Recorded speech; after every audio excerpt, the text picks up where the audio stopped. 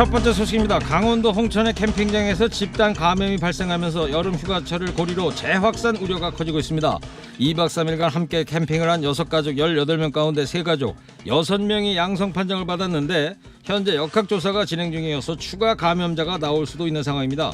야외가 실내보다는 상대적으로 감염 위험이 낮지만 캠핑처럼 함께 식사하고 동행자 간 접촉이 많은 활동을 하는 경우에 얼마든지 감염 전파가 가능하죠. 또 부산 사직 야구장에서는 관중이 응원석인 일루 쪽에 몰리는 일이 벌어졌는데요. 곳곳에서 생활 방역에 구멍이 드러나고 있어서 대책 마련이 필요하다는 지적 나오고 있습니다. 내일은 오늘의 내가 만드는 것이라고 합니다. 오늘을 잘 보내야 내일을 기분 좋게 맞이하는 법이죠.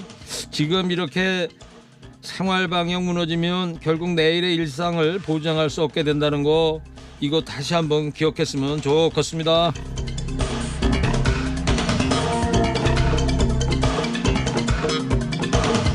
임대차 3법 중에서 계약갱신 청구권제와 전월세 상한제가 오늘부터 즉시 시행됩니다.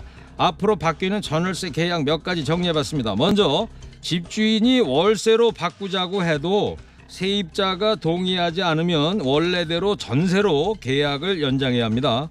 이미 월세나 반전세에 살고 있는데 계약을 연장할 땐 보증금이나 월세 중 하나만 5% 범위 내에서 올릴 수 있습니다. 집주인이 갱신을 거부하고 집을 판다면 세입자는 새 집주인을 상대로 계약 갱신을 요구할 수 있습니다. 다만 새 집주인이 들어와 산다면 이때는 집을 비워줘야 합니다. 아직 전세 만기가 남아있는 상황에서 전세금 인상률을 5% 이상으로 갱신 계약했다면 다시 전세금 인상률을 5%로 낮출 수 있습니다. 또 5% 임대료 상향 후에 추가 대출에 동의하지 않는 방법으로 세입자의 갱신 청구권을 어렵게 할 수 있다는 집주인 대응법은 사실 무근인 것으로 나타났습니다. 집주인의 동의가 없어도 세입자는 은행에 기존 전세 대출에 더해서 추가 대출을 받을 수 있습니다. 새 제도를 도입하면 언제나 초기에 혼선이 빚어지기 마련인데요. 그러나 멈추면 부작용은 더 심해질 뿐이죠. 밀고 가면 좋은 날 올 것 같습니다. 다만 우리 앞에 펼쳐진 전월세 대변혁, 치밀한 후속 조처로 연착륙 시켜야 할 겁니다. 다음 소식입니다. 6.17 부동산 대책 발표 이후 민심이 술렁이자 고위공직자를 향해 살 집 한 채만 남기고 팔라, 이렇게 강력 권고한 지 약 한 달이 됐습니다. 그 사이에 다주택 공무원 10명 가운데 7명을 집을 실제 팔았거나 처분 의사를 밝힌 것으로 집계가 됐습니다. 서울신문이 청와대와 각 부처 등을 취재한 결과 종합하면 부동산 규제 지역에 본인 또는 배우자 명의 등으로 2채 이상 집을 보유했던 장차관급 고위공직자 34명 가운데 22명이 이달 중에 집을 한 채 이상 팔았거나 매각할 의사를 밝혔습니다. 또 청와대 다주택 참모 중에 3명은 지난 24일 교체됐죠. 정리하면 현직 다주택 고위공직자 31명 가운데 71%가 집을 팔거나 팔기로 한 것으로 나타났습니다. 누구는 집만이 가진 게 죄냐, 이렇게 반발할 수도 있겠습니다. 그러나 누군가의 불로소득은 누군가의 피눈물입니다. 국민의 세금 받고 국민을 위해 일하는 사람들이라면 더더욱 그러면 안 된다는 메시지가 아닐까 싶네요.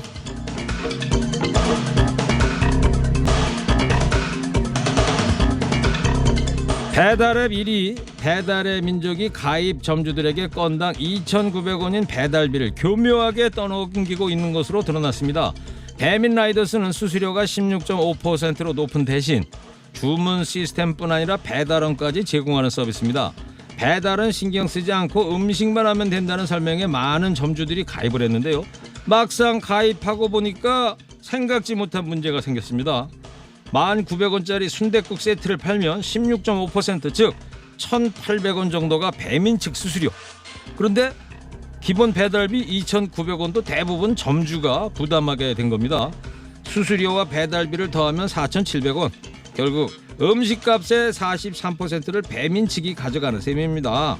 음식 원가를 40%로 잡으면 순댓국 한 그릇 팔아 손에 쥐는 건 1,800원 뿐인데 이 돈으로 인건비와 임대료도 줘야 하는 구조입니다. 배달의 민족 측은 배달비는 음식점주들의 선택사항이라고 말하지만 배민 라이더스에 접속해본 결과 배달비가 영원인 가게부터 노출이 되는 시스템입니다. 배달비 0원인 가게 수십 곳을 다 보고 나서야 500원, 900원 등 점주가 배달비 일부를 부담하는 가게들이 나타나고 소비자 측이 배달비 2,900원을 다 내도록 한 가게들은 화면 맨 아래에 배치되어 있습니다.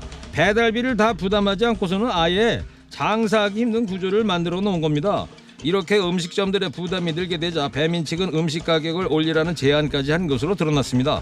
점주들은 상황이 이런데도 업계 1위 배달의 민족에서 탈퇴해서는 장사를 할 수 없는 게 현실이라고 호소합니다. 배달의 민족은 현재 2위 업체 요기요와의 합병 심사를 앞두고 있습니다. 두 업체 시장 점유율 합치면 작년 기준 95%에 이릅니다. 배달앱 생기고부터 언제부턴가 없던 배달비만 추가가 됐죠.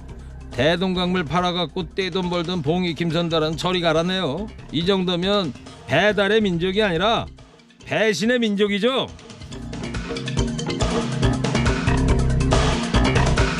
마지막 소식입니다. 산악금제를 적용하는 택시업체가 운전기사 결근을 연차 유급 휴가 사용으로 처리한 뒤에 연차 휴가 수당을 주지 않는 행태에 대해서 법원이 제동을 걸었습니다.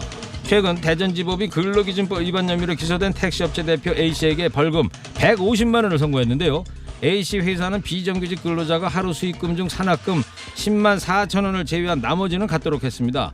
여기에 한 달 26일을 결근 없이 일할 경우에 마지막 근무일 산악금도 근로자 몫으로 정했습니다. 그러면서 비정규직 근로자 결근은 연차 휴가를 쓰는 것과 같다는 논리로 약 5년 동안 근로자들의 연차 휴가 미사용 수당 400만 원 상당을 주지 않았다가 재판에 넘겨졌는데요.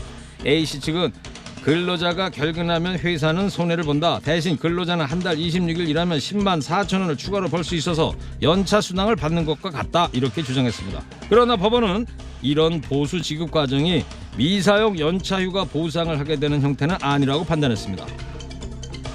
노동자의 손을 들어준 법원 판결 환영할 만은 하지만요. 근데 400만 원을 주지 않았는데 벌금이 150만 원이라 어찌됐든 업체만 250만 원 남는 장사했네요.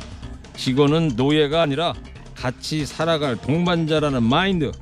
이 마인드 언제쯤이면 정착될까요? 오늘 허리케인 데스크 여기까지 하겠습니다. 깨어있는 시민이 됩시다.